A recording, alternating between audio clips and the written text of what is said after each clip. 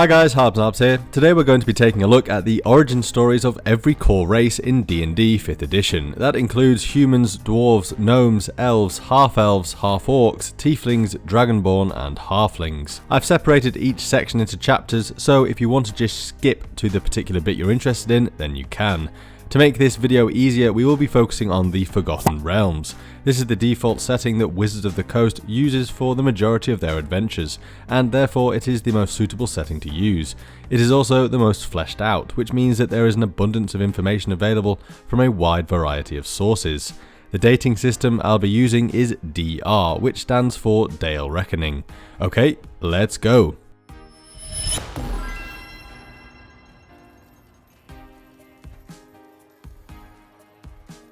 Humans. Humans have their origin story shrouded in mystery, particularly because of their actual link to other worlds. Yes, what makes humans rather confusing in a Forgotten Realms context is that although there are humans native to Toril, there are also humans from our very own Earth. The Mulan are an ethnic group of humans upon Toril that were originally brought across from Earth to be slaves in the ancient Imaska Empire in minus 4366 DR. However, regarding the humans that are native to Toril, we can see in the Grand History of the Realms 2007 that during the Days of Thunder, some 37,000 years ago, when the last glaciations largely ended and the Great Ocean receded to reveal dry land, in this ancient time before the Sundering, the lands which would one day be identified as Faerun, Karatur, Mazdaka and Zakara were each but one part of a much larger supercontinent named Meroboros. None of the dozen or so common races which populate the world today existed in this distant era. Meroboros knew none of the civilized folk, elves, dwarves, halflings or gnomes, nor did the savage peoples, goblins, orcs, ogres and their kin inhabit the land. Though humans did exist during this time, they were primitive and ape-like, using only simple tools and living in caves. It sounds then, as they are described as ape-like, that perhaps the humans went through some kind of evolution, or possibly a rapid evolution, given that it was only 35,000 years ago. The early life of humans on Toril was fraught with peril, as much of Meroboros was dominated by a race called the Batraki, an ancient amphibious race that thought of humans as lesser creatures. We can see a part of what the Batraki thought of humans via a Mind Flayer Elderbrain that managed to acquire a fragment of the thoughts of Basim Gorog, an ascended Batraki primordial. Understand, meet, that I am quite familiar with your feeble kind. My people ruled the whole of Meroboros, while your ancestors cowered in caves and banged rocks together to create fire. However, despite the views held by the Batraki, humans ended up being the most dominant race upon Toril. The Sword Coast Adventurer's Guide has the following to say: humans dwell in every corner of Toril, and encompass a full range of cultures and ethnicities.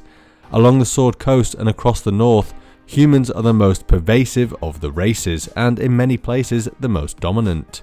Humans are famous for their adaptability. No other race lives in so many diverse lands or environments, from lush jungles to burning deserts, from the eternal cold of the Great Glacier to the fertile shores along rivers and seas. Humans find ways to survive and to thrive almost anywhere. Dwarves. The Dwarves are one of the races with a relatively clear origin story that begins with Moradin the Allfather. The Sword Coast Adventurer's Guide says the following: according to their own legends, dwarves were formed from iron, mithril, earth and stone on the soul forge of Moradin. After the Allfather breathed life into them in the heart of the world, dwarves found their way to the surface and from there spread across each continent. Now, this origin story is quite a noble one, having been created by Moradin the Allfather and forged out of materials that are associated with strength and longevity. It is made even more flattering in the 3.5 edition supplement Races of Faerun with this: the first dwarves fought their way up from the world's core to the mountains above, overcoming many dangers along the way through strength, skill and force of arms. This spins a tale the dwarves were forged in the very depths of the earth by their god and then tested to prove themselves worthy. However, we can also see in the Races of Faerun that most non-dwarven scholars believe that the stout folk are an interloper race, not native to Abir Toril, who arrived so long ago that they have become one with the earth and stone of Faerun. The dwarven fascination with stonework and crafting could be put down to their heritage. After all, if it is true that they were forged in the very depths of the earth itself, it would be fitting that they would have such interests. However, in an issue of Dragon magazine from 1982, in an article written by Roger Moore, he proposes that dwarves are interested in these things for less poetic reasons. One of the most striking features of dwarven society is the inequality in numbers of males versus females. 2 out of 3 dwarves are male at birth, and this ratio continues to hold true as dwarves get older. The effect this has upon them reaches into nearly every aspect of their lives. Most male dwarves do not marry, but instead devote their lives to careers as craftsmen, miners, adventurers, and so forth. It's true you don't see many dwarf women, and in fact, they are so alike in voice and appearance that they're often mistaken for dwarf men. Gnomes. According to the Sword Coast Adventurer's Guide, the first gnomes in Faerun sprang from mystic gems buried deep in the earth, an event that accounts for both the gnomes' love of gems and the cosy embrace of their underground warrens. It is said that mystic diamonds became the rock gnomes, emeralds birthed the forest gnomes, and rubies turned into the deep gnomes. Since the time of their creation, gnomes have settled in hidden places away from other races, concerned that their way of life couldn't survive wider exposure. In Races of Faerun, we can see that it was the gnomish god Garl Glittergold that triggered this by discovering a sealed cavern studded with countless gems embedded in veins of valuable ore. When Garl polished the gems and breathed on them, the jewels opened like blossoms to release the first gnomes. Before leading them into the world, Garl told his newfound people a joke, bringing them laughter and a spirit of mischief. But where did Garl come from? Well, Garl himself was also born of gems, and in gnomish myths, the gods of the gnome pantheon were born as gems, as rich veins of ore in the very heart of the world, then exposed by the natural erosion of underground waters. In this sense, the gnome gods are as old as the world itself, having always been a part of it. Elves and Half-Elves. There are several subraces of elves: moon elves, sun elves, wood elves, wild elves, drow, sea elves, Averiel, Lethari, and star elves. However, I'm not going to talk about each type, as they all share common ancestry, and collectively are known as the Tel Qusir, which in Races of Faerun translates to the people, whereas non-elves are referred to as En Telques, which in common is not people. What this ultimately means is that despite the differences between the subraces, for example the vast differences between the drow and sun elves, they are ultimately all still Tel Qusir, or elves. According to Races of Faerun, the elves are not natives of Faerun or Toril, and came from the realm of Faerie 25,000 years ago, passing through the Fae crossroads and backroads. The first elven race to arrive were the Green Elves, and as the Sword Coast Adventurer's Guide makes clear, unlike dwarves who developed subraces in the world, elves brought their divisions with them, settling into separate kingdoms by type. But how did the elves actually come into being? In the Forgotten Realms Campaign Guide 2008, we can see the following. Legends of the epic battles between Corellon and Gruumsh are the most repeated in the history of Toril. During that struggle, the Eladrin were born of Corellon's blood. Eladrin is another word for High Elves, which consists of the Sun Elves, Moon Elves, and Star Elves. Corellon is the leader of the Elven Pantheon. In Dragon Magazine 361 from 2007, it is written, "The Eladrin claim to be the original race from which both elves and drow split, with the usually unspoken implication that both other races fell away from the state of near perfection that the Eladrin embody." Half-Elves' origins are a lot simpler to explain, given that they are simply born out of the union between an elf and a human. However, their position in the world is not as concrete as the other races, and they often feel like outsiders. The Sword Coast Adventurer's Guide has the following to say. An elf who looks upon a half-elf sees a human, and a human who beholds the same person sees an elf. Though this characterization is simplistic, it gets to the heart of what it means to be a half-elf in Faerûn. In the distant past, half-elves were scarce because humans and elves came into contact only infrequently. The ancient elven kingdoms of Comanthere and Myth-Drannor had significant populations of half-elves. In the 3rd edition Forgotten Realms campaign setting, it even describes most half-elves as loners due to their unique parentage. Half-Orcs. Like half-elves, the origins of half-orcs lie in dual parentage, in the union between humans and orcs, but this brings along with it numerous problems. Most of the common folk have an aversion to half-orcs based largely on their appearance. Anyone who looks that much like an orc, they reason must be like an orc, and should be kept at a distance. The Sword Coast Adventurer's Guide continues with the following. Half-orcs ultimately owe their plight to the deity Gruumsh, the creator of the orcs. Legend has it that when Gruumsh discovered all the territories of the world had been claimed by other races, he swore the orcs would avenge themselves by taking what they wanted by force. The great orc hordes continue to do just that today, appearing periodically from out of the wilderness to raid and scavenge. As a result, the word orc has no pleasant connotation in the minds of other Faerûnians. At the same time, the word half is a mark of derision among orcs. Some half-orcs raised among orcs react to this stigma by being more brutal than others of their tribe, which can put them in roles of leadership.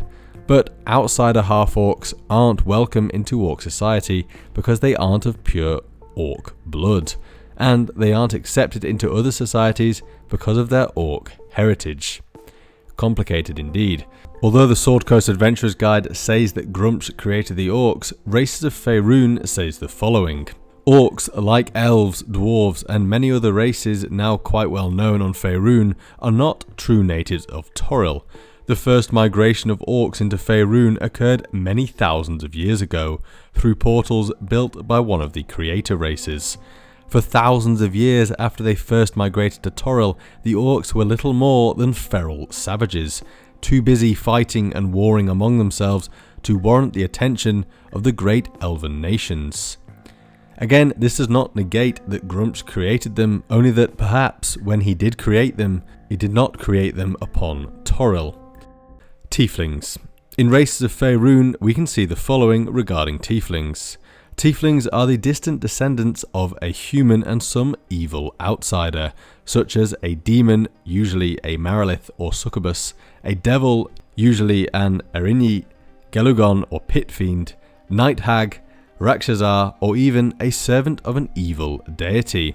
Tieflings look human except for one or two distinguishing features related to their unusual ancestor. Some examples of these features are small horns on the head, fangs or pointed teeth, forked tongues, glowing red eyes, cat eyes, more or less than 5 fingers on each hand, goat-like legs, hooves, a tail, furry, leathery or scaly skin, red skin, and many other features. These traits were associated with the particular ancestor that the tiefling had. For example, having cat eyes would be associated with a Rakshasa. It's important to note that tieflings are the distant descendants of an evil outsider, not the direct offspring. This is a pretty key component in separating them from the likes of half-fiends and cambions that are usually predisposed to being evil.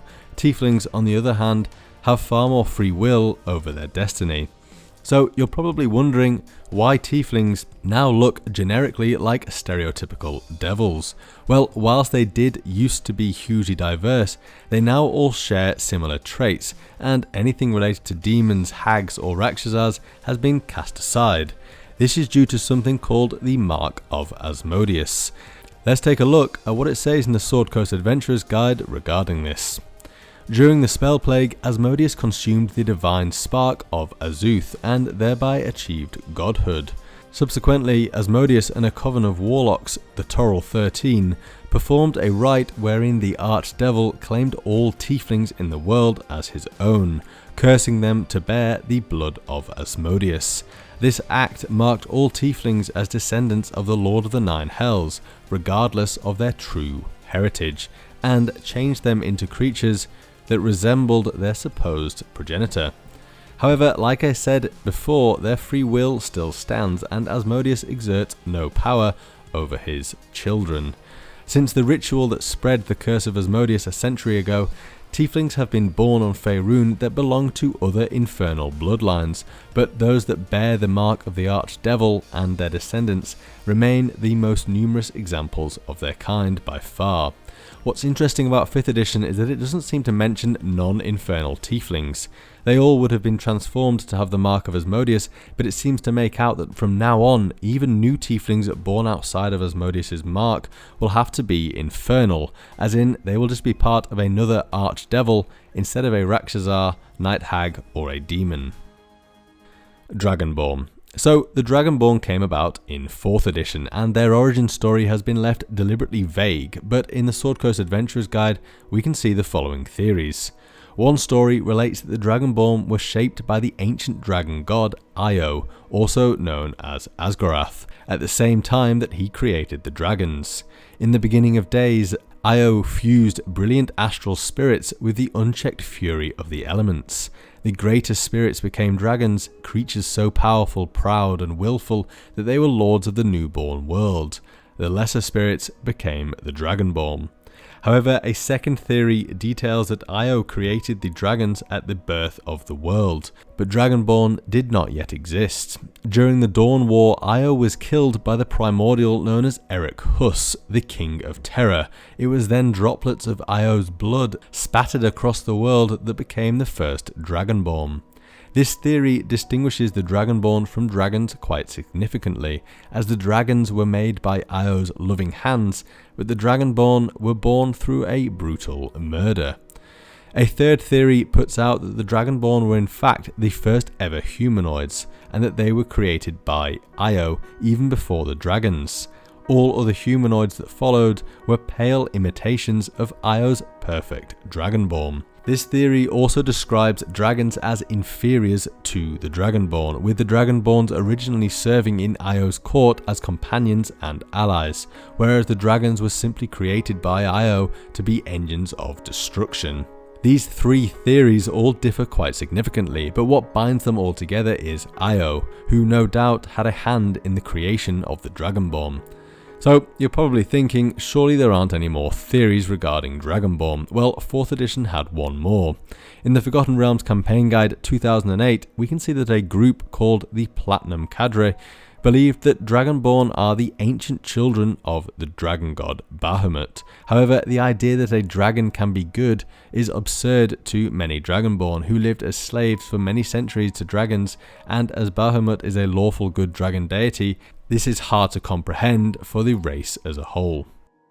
Halflings. According to Faiths and Pantheons 2002, Yondala, who is a lawful good goddess, created the halflings in her own image, and it is due to her charming personality, friendly demeanour, curiosity, loyalty and sense of mischief that halflings are among the best tempered of the goodly races.